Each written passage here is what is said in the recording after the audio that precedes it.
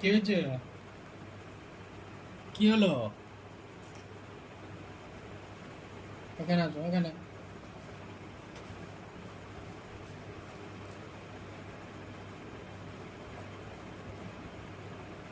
একজন খাচ্ছে ঝুড়ি ভাজা আর একজন খাচ্ছে পেয়ারা। দুজন দু রকমের আইটেম খাচ্ছে। জো